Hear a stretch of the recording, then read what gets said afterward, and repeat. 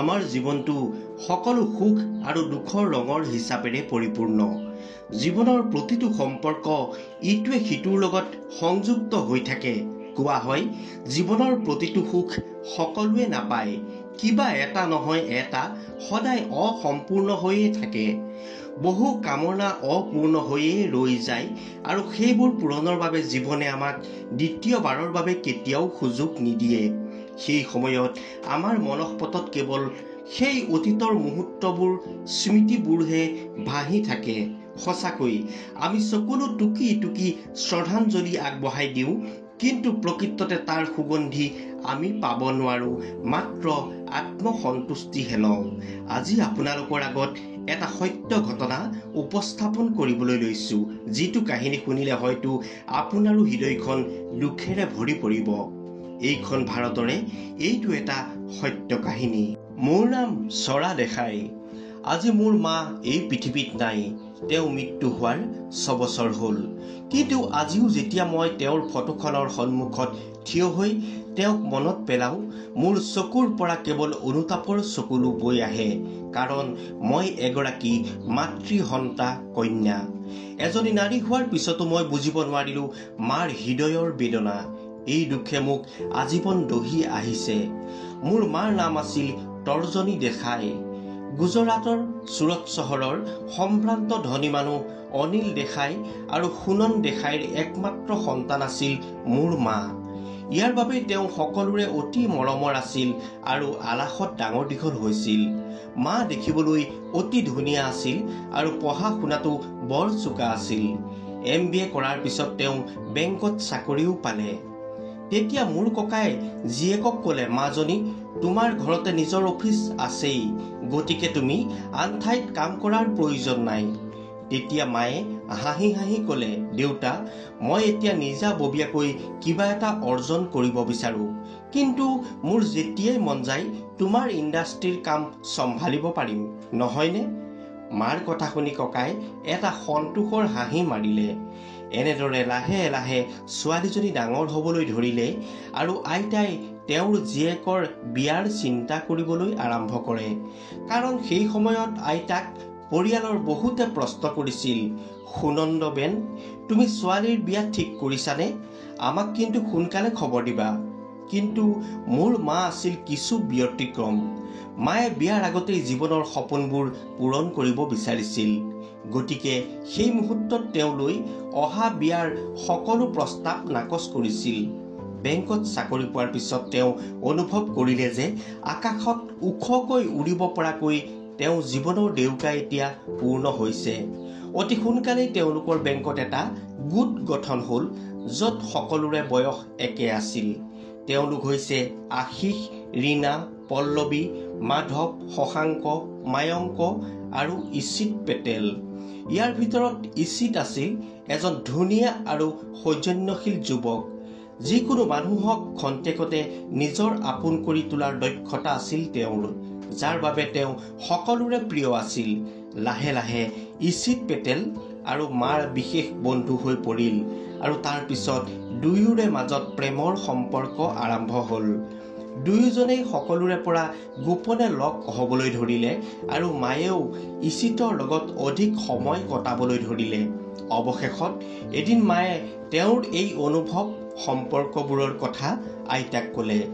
জীয়েকৰ এই সকলোবোৰ কথা শুনি প্ৰথমতে আইতাৰ বৰ খং উঠিল আৰু তেওঁ নিজেই অসন্তুষ্টি প্ৰকাশ কৰিলে। কিন্তু মাতৃ হোৱাৰ বাবেই জীয়েকৰ সুখৰ বাবে শেষত তেওঁ জীয়েকৰ প্ৰস্তাৱত মান্তি হ'ল আৰু ককাক এই কথা ব্যক্ত কৰিলে। একমাত্ৰ ছোৱালীজনীৰ সুখৰ স্বাৰ্থত দুয়োজনে ইছিতৰ মাক দেউতাকৰ লগত কথা পাতিলে আৰু তেওঁলোকেও আনন্দ মনেৰে এই সম্পৰ্ক মানি ল'লে। কম সময়ৰ ভিতৰতে এটা শুভ দিনত ইছিত আৰু তৰ্জনীৰ বাগদান সম্পন্ন হ'ল। ইফালে বন্ধু বান্ধৱীসকলেও এই ভাল খবৰটো শুনি দুয়োকে পাৰ্টিৰ দাবী উত্থাপন কৰিলে আৰু তেওঁলোকেও হাঁহি হাঁহি বন্ধুসকলৰ দাবী মানি ল'লে। সেইদিনা শনিবাৰ আছিল। ৰাতিলৈ এটা ফাৰ্ম হাউচত পাৰ্টিৰ আয়োজন হ'ল। মোৰ মা বন্ধু বান্ধৱীসকলৰ সৈতে সেই পাৰ্টিলৈ গৈছিল আৰু ৰাতিটো তাতেই থাকিবলৈ পৰিকল্পনা কৰিলে।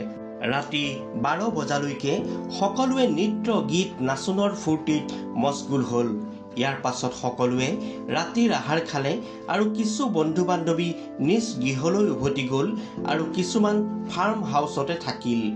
ইয়াত ল'ৰা আৰু ছোৱালীৰ থকাৰ বাবে পৃথককৈ কোঠাৰ ব্যৱস্থা কৰা হৈছিল। এই পাৰ্টিত অংশগ্ৰহণ কৰা সকলোবোৰৰ ভিতৰত এজন ব্যক্তি আছিল যিয়ে পল্লৱী নামৰ ছোৱালীজনীৰ ওপৰত প্ৰেমৰ প্ৰতাৰণা আৰু অপমানৰ প্ৰতিশোধ ল'ব বিচাৰিছিল। কাৰণ পল্লৱীয়ে সেই ব্যক্তিজনৰ প্ৰেমৰ প্ৰস্তাৱ কেতিয়াও মানি লোৱা নাছিল। সেই ব্যক্তিজনে তাইক এনে এটা শিক্ষা দিব বিচাৰিছিল যিটো শিক্ষা পল্লৱীয়ে যাতে গোটেই জীৱনটো মনত ৰাখিব পাৰে। সেই সুযোগ আজি তেওঁ পালে, যাৰ বাবে কোনজনী ছোৱালী ক'ত শুব সি চাই ফুৰিছিল। ইতিমধ্যে ৰাতি 1 বজাত সকলো শুই যোৱাৰ পাছত সি মনে মনে পল্লৱী শুই থকা বিচনাখনৰ ওচৰ পালেগৈ। আন্ধাৰত সি ছোৱালীজনীৰ মুখত সোপা দি চাদৰ ওপৰলৈ ধৰি লৈ গ'ল আৰু তাতে সি বলৎকাৰ কৰিলে। এই আকস্মিক দুৰ্ঘটনাৰ বাবেই ছোৱালীজনী অচেতন হৈ পৰিল। ইপিনে সেই মানৱৰূপী জন্তুটোৱে নিজৰ প্ৰতিশোধ পূৰ কৰি মনে মনে নিজৰ ঠাইলৈ উভতি আহি শুই পৰিল। কিন্তু বিধিৰ বিপাক যে ক্ষন্তেক পাছতে মোৰ মাক কোঠাৰ বিচনাত নেদেখি পল্লৱীয়ে চিঞৰ বাখৰ কৰাৰ লগতে মাক বিচাৰি ফুৰিছিল আৰু বিচাৰি নোপোৱাত সকলোকে জগাই তুলিছিল। ইফালে সেই নৰাধমটোৱে সন্মুখত পল্লৱীক দেখি থতমত খালে, কাৰণ সিটো অলপ আগতে পল্লৱীক। কিন্তু এতিয়া পল্লৱী ইয়াত আছে, অথচ তৰ্জনী কোঠাত নাই। যদি কেনেবাকৈ ইচিতে এই কথা গম পায় তেন্তে সি তাক জীয়াই নাৰাখিব। এইবাবেই সি নিজকে বচাবলৈ আগৰণুৱা হৈ তৰ্জনীক বিচৰাত লাগিল। অৱশেষত চাদৰ ওপৰৰ পৰা অহা কেকনিৰ শব্দ শুনি সকলোৱে চাদৰ ওপৰলৈ উঠি গ'ল আৰু তাত গৈ যি দেখিলে লাজত সকলোৰে চকু দুটা নতশিৰ হৈ পৰিল। মোৰ মাক বান্ধি থোৱা আছিল আৰু অৰ্ধচেতন অৱস্থাত বিবস্ত্ৰ হৈ পৰি আছিল। পল্লৱীয়ে তলৰ পৰা চাদৰ এখন আনি মাক ঢাকি দিলেহি। চেতনা অহাত মায়ে ইচিতক সাৱটি ধৰি বহুত কান্দিছিল, কিন্তু এই সময়ত কাৰো মুখত কিবা ক'বলৈ একো ভাষা নাছিল। ইয়াৰ পাছত সকলোৱে নিজৰ স্থান চোৰাতলৈ উভতি আহিল। আইতাই এই দুৰ্ঘটনাৰ কথা শুনি একো ক'ব নোৱাৰিলে, মাত্ৰ চোফাত ঢলি পৰিল। পল্লৱীয়ে আইতাক ধৰি মেলি চকুত পানী ছটিয়াই হাত ভৰি মোহাৰি চেতনা আনিবলৈ চেষ্টা কৰিছিল। ৰাতি ককা ঘৰলৈ আহোঁতে ঘৰখনত এক অদ্ভুত নিস্তব্ধতাই বিৰাজ কৰিছিল। সেই সময়ত তেওঁ কি হৈছে একো বুজিব পৰা নাছিল। ভিতৰলৈ আহি আইতাক থৰ হৈ চোফাত পৰি থকা অৱস্থাত দেখা পাই তেওঁ বৰ ভয় খালে আৰু সুধিলে, কি হ'ল, তুমি কিয় এনেকৈ পৰি আছা? ইয়াৰ পাছতে আইতাই ককাক সাৱটি ধৰি কান্দিবলৈ ধৰিলে আৰু মাৰ লগত হোৱা দুৰ্ঘটনাটোৰ কথা ক'লে। এই কথা শুনি ককাই আচম্বিতে তীব্ৰ বুকুৰ বিষ অনুভৱ কৰিলে আৰু বুকুত হাতখন খামুচি কি কি কি বুলি কৈ মজিয়াত বাগৰি পৰিল। এনে অৱস্থাত আইতাই লগে লগে ইচিতক মাতিলে আৰু তেওঁ মাৰ কোঠাৰ পৰা দৌৰি আহি ককাক হস্পিতাললৈ লৈ গ'ল। কিন্তু বহু চেষ্টাৰ পিছতো ককাক ডাক্তৰে বচাব নোৱাৰিলে। হঠাৎ এদিনতে 2টা গভীৰ ঘা হৈ গ'ল মাহঁতৰ পৰিয়ালটোত। ইচিত আৰু তেওঁৰ মাক দেউতাকে সকলো চম্ভালি লৈছিল। ককাৰ মৃতদেহ হস্পিতালৰ পৰা ঘৰলৈ আনিলে যদিও তেতিয়ালৈকে ককাৰ মৃত্যুৰ কথা মায়ে গম পোৱা নাছিল। যেতিয়া মায়ে দেউতাকৰ মৃত্যু হোৱা বুলি জানিলে তেওঁ শিলৰ মূৰ্তিৰ দৰে হৈ পৰিল। কাৰো লগত কথা নপতা হ'ল, কাকো চিনি নোপোৱা হৈ পৰিল। এই গোটেই ঘটনাটো গম পোৱাৰ পাছত মাৰ আন এজন সহকৰ্মী বন্ধু শশাংকই আহি আইতা আৰু মাক চোৱা চিতা কৰিবলৈ ধৰিলে। আৰম্ভণিতে ইচিত প্ৰতিদিনেই মাৰ ঘৰলৈ আহিছিল যদিও পাছলৈ তেওঁ অহাটো কমি আহিল। কিন্তু এতিয়া শশাংক অহা দেখি সিও যেন এটা পূৰ্ণ সুযোগ পালে আৰু লাহে লাহে সি অহাটো বন্ধ কৰি দিলে। এদিন ইচিতৰ মাক দেউতাকে আইতাৰ ওচৰলৈ আহি ক্ষমা খুজি সম্পৰ্ক ভাঙি পেলালে, কাৰণ কোনোবাই ধৰ্ষণ কৰা ছোৱালীজনীক হেনো তেওঁলোকে নিজৰ ঘৰৰ বোৱাৰী কৰিব নোৱাৰে। ইয়াকে কৈ তেওঁলোক গুচি গ'ল। মাৰ জীৱনৰ দুৰ্ভাগ্যক লৈ আইতাই কান্দিবলৈ ধৰিলে। শশাংকই আইতাক বুজালে, এইবোৰক লৈ দুখ কৰি নাথাকিব, এনে সময়ত ধৈৰ্য ধৰিব পৰাটোহে আচল কৰ্তব্য। যি নহওক, ডাক্তৰৰ ঔষধ আৰু শশাংকৰ কষ্টৰ ফলত মাৰ স্বাস্থ্য কিছু ভাললৈ আহিল। এনে লাগিল যেন শশাংকৰ সহযোগিতাই মাক পুনৰ আন্ধাৰৰ পৰা পোহৰলৈ লৈ গৈছে। ককাৰ মৃত্যু, মাৰ যত্ন, ফেক্টৰীৰ কাম কাজ পৰিচালনা কৰাটো আইতাৰ বাবে বৰ কঠিন কাম আছিল যদিও আইতাই বৰ কষ্টেৰে সকলো চম্ভালি আছিল। ইপিনে ইচিতৰ সৈতে সম্পৰ্ক বিচ্ছেদ হোৱাৰ লগে লগে সমাজত মাৰ বিষয়ে বিভিন্ন অপবাদ, বদনাম ওলাবলৈ ধৰিলে। কিন্তু শশাংক আৰু আইতাৰ সহযোগত মায়ে নিজকে সবল কৰিবলৈ চেষ্টা কৰিছিল। এনেদৰে সেই দুৰ্ঘটনাটো পাৰ হোৱাৰ 3 মাহ পাৰ হ'ল। মা সম্পূৰ্ণ সুস্থ হৈ উঠিছিল। যেতিয়া মায়ে গম পালে যে ইচিতেও তেওঁক একেবাৰেই এৰি থৈ গৈছে, মা মানসিকভাৱে আকৌ ভাগি পৰিল। আচলতে নিজে কেতিয়াও নকৰা ভুলৰ বাবে তেওঁক এনে শাস্তি দিয়া হৈছিল। পুনৰ মাৰ স্বাস্থ্যৰ অৱনতি ঘটিল। তেওঁক চিকিৎসালয়লৈ লৈ যোৱা হ'ল। কিন্তু দুখ আৰু বিপদে যেন মাক লগ এৰা নাছিল। হস্পিটালত গম পোৱা গ'ল যে মা গৰ্ভৱতী। এই খবৰ পাই আইতাৰ দুখ আৰু চিন্তা আৰু বাঢ়িল। আইতাই সন্তানটি নষ্ট কৰাৰ কথা প্ৰকাশ কৰিলে যদিও মা মান্তি নহ'ল। আইতাৰ সিদ্ধান্ত মায়ে মানি ল'বলৈ অস্বীকাৰ কৰিলে। মাৰ মতে এই শিশুটিৰ ইয়াত কোনো দুখ নাই, তাৰ জীৱন কাঢ়ি লোৱাৰ মোৰ অধিকাৰ নাই। মাৰ জেদৰ ওচৰত আইতাই হাৰ মানিলে। এনেদৰে কিছুদিনৰ পাছত শশাংকই সহকৰ্মী প্ৰতিভাক বিয়া পাতিলে। মাৰ প্ৰতি প্ৰতিভা খুৰীৰো সহানুভূতি আছিল। 8ম মাহত মাৰ হঠাতে এদিন স্বাস্থ্যৰ অৱনতি ঘটিল। আইতাই শশাংকত ফোন কৰি মাক চিকিৎসালয়লৈ লৈ গ'ল। ডাক্তৰে চোৱা চিতা কৰি দেখিলে যে মাৰ অৱস্থা অতি সংকটজনক আৰু ইমাৰ্জেঞ্চি অপাৰেশ্যনৰ প্ৰয়োজন হ'ব। তেতিয়ালৈকে শশাংক আহিছিল আৰু মাৰ সকলো কাগজত চহী কৰিছিল। ইয়াৰ পাছতে মায়ে মোক জন্ম দিলে। দুৰ্বল হোৱাৰ বাবে মোক কেইদিনমান ICUত ৰাখিছিল। হস্পিটালৰ পৰা উভতি অহাৰ পিছত মায়ে মোৰ নাম ৰখাৰ দায়িত্ব শশাংক আৰু প্ৰতিভাক দিলে। শশাংকই হাঁহি এটা মাৰি মোৰ নাম ৰাখিলে চাৱৰা। কম দিনৰ ভিতৰতে মায়ে আকৌ ফেক্টৰীলৈ যাবলৈ ধৰিলে আৰু আইতাই মোক চোৱা চিতা কৰিলে। জৰুৰী কামত অসুবিধাৰ সন্মুখীন হ'লেই মায়ে শশাংকৰ পৰা সহায় লৈছিল। মাৰ জীৱনৰ প্ৰতিটো ভাল বেয়া সময়ত তেওঁ মাক সহায় কৰিছিল বিনা স্বাৰ্থত। শশাংকৰ এনে আচৰণে মাৰ হৃদয়ত প্ৰভাৱ পেলাইছিল। তেওঁ গোপনে হৃদয়ত শশাংকক ভাল পাবলৈ আৰম্ভ কৰিছিল। কিন্তু এই প্ৰেম আছিল স্বৰ্গীয়, য'ত আধ্যাত্মিক প্ৰেম আছে, শাৰীৰিক প্ৰেম নহয়। অৰ্থাৎ আত্মাই আত্মাক ভাল পায়, কিন্তু এই প্ৰেমক বুজাটো অতি কঠিন। এই প্ৰেমৰ গুৰুত্ব হয়তো কেইজন মানুহে বুজি পায়। ইয়াত দুজন মানুহৰ আৱেগ, চিন্তাধাৰা আৰু বুজাবুজি অনুভৱ কৰা হয় আৰু ইজনে সিজনৰ প্ৰতি থকা ঘনিষ্ঠতা অনুভৱ কৰা হয়। শশাংক সঘনাই মাৰ ঘৰলৈ যোৱাটো সমাজত চৰ্চাৰ বিষয় হৈ পৰিছিল। মানুহে বহুত ধৰণৰ কথা কোৱাকৈ কৰিছিল। কিন্তু মা বা শশাংক কোনোৱেই এইবোৰ কথাত গুৰুত্ব নিদিলে। ময়ো ডাঙৰ হ'বলৈ আৰম্ভ কৰিছিলোঁ। শৈশৱত শশাংক খুৰাৰ কোলাত দোল খাইছিলোঁ। কিন্তু ডাঙৰ হৈ অহাৰ লগে লগে মই মাক ঘিণ কৰিবলৈ ধৰিলোঁ, কাৰণ শশাংক খুৰা আৰু মাৰ কথা মই শুনিবলৈ ধৰিলোঁ। এতিয়া পৰিস্থিতি এনেকুৱা হৈ পৰিল যে মই আনকি শশাংক খুৰাক অপমান কৰিবলৈও আৰম্ভ কৰিলোঁ। এই কথাত মাৰ বৰ দুখ লাগিছিল। তেতিয়া মায়ে মোক গালি পাৰিছিল, কিন্তু শশাংক খুৰাই মাজতে আহি কৈছিল, তাইক একো নক'বা, তাই এতিয়াও সৰু ছোৱালী, ডাঙৰ হ'লে তাই নিজেই সকলো বুজিব। কিন্তু মই বুজি পোৱা সেই দিনটো কেতিয়াও নাহিল। মাৰ প্ৰতি থকা ঘৃণাৰ বাবেই মই মোৰ কলেজত পঢ়া আলপ দেশাইৰ লগত গোপনে বিয়া হৈছিলোঁ। আনকি মাকো এই বিষয়ে কোৱা নাছিলোঁ। মায়ে মোৰ এই অভদ্ৰতা সহ্য কৰিব পৰা নাছিল। হয়তো তেওঁ মোক লৈ বহুত সপোন সজাইছিল আৰু প্ৰতিটো সপোনৰ ঘৰ খেৰেৰে সজাইছিল আৰু ময়েই তেওঁৰ সপোনৰ ঘৰখন জ্বলাই দিলোঁ। মায়ে এতিয়া এই ভাগ্যৰ খেলত ভাগৰি পৰিছিল।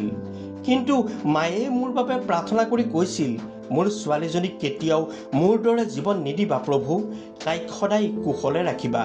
মোৰ এই দুখে মাক ভিতৰৰ পৰা খাই আছিল। মোৰ কথা গম পাই শশাংক খুৰাই ভাবিছিল, তৰ্জনীৰ ভাগ্যক লৈ সঁচাই ভগৱানে আঙুলিৰে খেলিছে। তাইৰ জীৱনটো এটা ডাঙৰ প্ৰশ্ন হৈ পৰিছে। যাক জন্ম দিবৰ বাবে তাই সমগ্ৰ সমাজৰ সৈতে যুঁজিছিল, সেই ছোৱালীজনীয়েই আজি সমাজৰ হৈ তাইৰ বুকুত কুঠাৰ মাৰিলে। তেওঁ মাক বুজাইছিল যদিও ইতিমধ্যে মা জীৱন যুঁজৰ পৰাজিত সৈনিকৰ দৰে ভাগি পৰিছিল। মা জীয়াই আছিল যদিও তেওঁৰ হৃদস্পন্দন মই হেৰাই গৈছিলোঁ। এতিয়া হয়তো তেওঁ জীয়াই থকাৰ কোনো হেঁপাহ নাছিল। মোৰ আৰু আলপৰ নামত সকলো সা সম্পত্তি গোপনে উইল কৰি আমাৰ দায়িত্ব শশাংক খুৰাৰ হাতত তুলি দিছিল। এদিন ৰাতি ডায়েৰী লিখি থাকোঁতে তেওঁৰ বৰকৈ টোপনি আহিল। হয়তো সেয়া কেতিয়াও সাৰ নোপোৱাৰ টোপনি আছিল। পিছদিনা ৰাতিপুৱা খুৰা আমাৰ ঘৰলৈ আহি আইতাক সুধিলে, তৰ্জনী ক'ত আছে? অফিচ গ'লেই নেকি? আইতাই ক'লে, তাইচোন এতিয়াও শুই আছে, ইমানকৈ মাতিছোঁ উঠাই নাই আজি। খুৰাই বহুত চেষ্টা কৰিও মাক জগাব নোৱাৰিলে আৰু শেষত দুৱাৰ ভাঙি দেখিলে যে এটা নিথৰ দেহ বিচনাত পৰি আছে। মায়ে এই পৃথিৱীখন চিৰদিনৰ বাবে এৰি থৈ গৈছিল। সকলো স্তম্ভিত হৈ পৰিছিল। শশাংক খুৰাই মোক আৰু আলাপক ফোন কৰি খবৰটো দিলে আৰু অতি দুখেৰে তেওঁ পত্নীৰ সৈতে সকলো ৰীতি নীতি পালন কৰিলে। শেষত মাৰ ইচ্ছামতেই সকলো অধিকাৰ মোৰ আৰু আলাপৰ হাতত গতাই দিয়া হ'ল আৰু তেওঁলোকে আইতাক লগত লৈ গ'ল। যোৱাৰ সময়ত খুৰাই মোক মাৰ ডায়েৰীখন দি ক'লে, এইখন মায়ে তোমাক দিবলৈ কৈ গৈছে, সময় পালে কেতিয়াবা এবাৰ পঢ়িবা। ইয়াত তোমাৰ মাৰ সত্যতা আছে, যিবোৰৰ বিষয়ে তুমি আজিলৈকে নাজানা। ঘৰলৈ অহাৰ পিছত ডায়েৰীখন পঢ়িলোঁ। মাৰ জীৱনৰ বেদনা প্ৰতিটো পৃষ্ঠাতে দেখা গ'ল আৰু এই সত্যবোৰ পঢ়ি মই কান্দোন বন্ধ কৰিব নোৱাৰিলোঁ। মই এয়া কি কাম কৰিলোঁ? সমাজৰ লগত যুঁজি যুঁজি গ্লানি অপবাদ শুনি মোক জন্ম দিয়া মাক মই অপমান কৰিলোঁ আৰু মৃত্যুৰ মুখলৈ ঠেলি দিলোঁ। শশাংক খুৰা আৰু মাৰ সত্যতাসমূহ জানিব পাৰি মোৰ নিজকে বহুত পাপিষ্ঠ যেন লাগিল। কিমান সত্য আৰু নিৰ্মল আছিল তেওঁলোকৰ প্ৰেম, অথচ মই মাক বহুত বেয়াকৈ ভাবিলোঁ, ঘিণ কৰিলোঁ। তাৰ পিছত মই আলাপক সকলো কথা বিৱৰি ক'লোঁ। আলাপে মোক বুজালে, মই তোমাক সদায় কৈছিলোঁ যে কাকো ভালদৰে চিনি নোপোৱাকৈ নুবুজাকৈ বেয়া কথা ক'ব নালাগে, বেয়া চিন্তা কৰিব নালাগে। পিছত যদি আমি প্ৰকৃত সত্য জানিবলৈ পাওঁ তেন্তে সেই অনুতাপত গোটেই জীৱনটো প্ৰায়শ্চিত্ত কৰিবলগীয়া হয়।